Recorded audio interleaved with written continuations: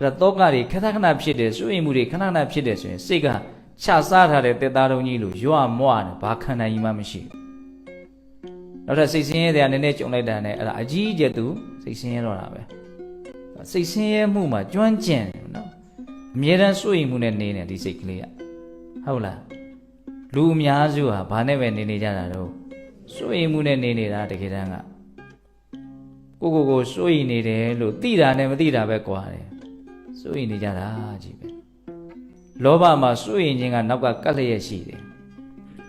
ရကျင်နေတယ်ဖြစ်ချင်နေတယ်ဆိုရင်သေချာပေါက်ရမှရပါမလားဖြစ်မှဖြစ်ပါမလားဆိုတဲ့စိတ်ကပါတယ်ဟုတ်လားဒေါသဖြစ်ပြီဆိုရင်တော့စိုးရိမ်မှုကယာနှုံးမြည်နီးတောင်ကပ်ပြီးတော့ပါနေသေးတယ်ဒေါသပြင်းပြင်းထန်ထန်ဖြစ်နေအထူးသဖြင့်စုံနေတဲ့ဒေါသတွေဆိုလို့ရှိရင်စိုးရိမ်မှုတွေကရာခိုင်နှုန်းတော်တော်များများပါနေတယ်တောကဆိုတာကတရားကိုကောက်ရင်ဒေါသပဲနာမည်အမျိုးမျိုးနဲ့သူ့ရဲ့နှိပ်စက်ပုံအချင်းရာကိုကြည့်ပြီးတော့ဘုရားကနာမည်မျိုးမျိုးတက်ပြီးတော့ဟောတာပရိဒေဝလည်းဒေါသပဲ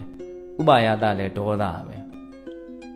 ဒေါမနတဝေဒနာလည်းဒေါသပဲဟုတ်လားတပြောရင်ကဘာတော့အပမာဒနဲ့နေရင်လောကအကြောင်းဘဝအကြောင်းခန္ဓာအကြောင်းကိုသိတာမြင်တာတွေများပြီးတော့စိုးရိမ်နေကြတဲ့လူတွေကြားထဲမှာသူဟာစိုးရိမ်မှုမရှိဘူးတော့ဒီဒေသနာကိုကြည့်မယ်ဆိုရင်စိုးရိမ်မှုကဘာကြောင့်ဖြစ်တာလဲဆိုဉာဏ်နဲ့လို့ဖြစ်တာနော်စိုးရိမ်မှုထွက်နေတာကိုကြည့်ရင်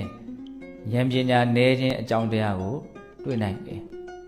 ဉာဏ်ကြီးရင်ကြီးသလောက်စိုးရိမ်မှုနည်းမှာပါပဲအဲ့ဒါခဏစိုးရိမ်နေတယ်ဆိုရင်ငါဉာဏ်နည်းနေတယ်မဟုတ်တာတွေအဟုတ်ထင်ဟုတ်တာတွေကြတော့လဲဟုတ်မှမသိခြားတွေလဲနေအကျိုးရက်လက်နေနဲ့ဘာတွေထွက်လာတော့စိုးရိမ်မှုတွေထွက်လာတယ်အဲ့ဒါကိုမြတ်စွာဘုရားဟောတာနော်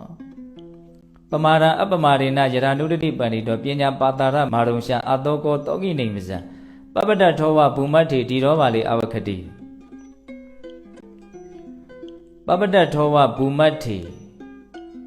တောင်ထိပ်မှာရောက်နေတဲ့လူဟာမြေပြင်မှာရှိတဲ့လူတွေကိုကြည့်နေတယ်လို့မျိုးဒီတော့ဉာဏ်ရှိတဲ့အဲ့ဒီသတိနဲ့နေတဲ့ပုဂ္ဂိုလ်ဟာ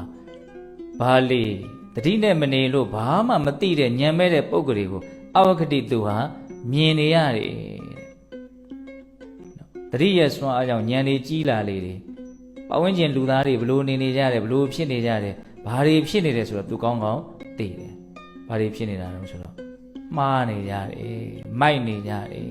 လှုပ်တဲ့တာမလှုပ်ဘူးမလှုပ်တဲ့တာလှုပ်တယ်မဟုတ်တာအဟုတ်ထင်တယ်ဟုတ်တာကိုမဟုတ်ထင်တယ်ကိုရှင်းရဲအောင်လုပ်နေတယ်ဒါပေမဲ့ကိုချမ်းသာအောင်လုပ်နေတယ်ဆိုတဲ့အထင်နဲ့ကိုလုပ်နေတာဒါပေမဲ့တကယ်ကိုရှင်းအောင်လုပ်တာဒါကြောင့်မိသားပေါင်းသူတော်အောင်တို့အပမာဒရဲ့စွမ်းရည်တတိပြစ္ဆုတ်ပံမှာရရှိနိုင်တဲ့အကျိုးကျေးဇူးကိုပြောပါဆိုရင်ဒီကထားလေးကအလွန်မှပြောကြကောင်းတယ်နော်ပညာပြတ်တတ်ပေါ်ကိုရောက်ပြီးတော့စိုးရိမ်နေကြတဲ့တရားဝါတွေကြားထဲမှာနော်စိုးရိမ်နေကြတဲ့တရားဝါတွေကိုစိုးရိမ်ခြင်းကင်းပြီးတော့သူဟာမြင်ရတယ်တောင်ထိပ်ပေါ်ရောက်ပြီးတော့မြေပြင်ကလူတွေကိုကြည်နေတယ်လို့မျိုးနော်မိုက်မဲတဲ့တရားဝါတွေကိုဉာဏ်ရှိပြီးတော့ကိုဟာမြင်နေရတယ်လို့ဟောတယ်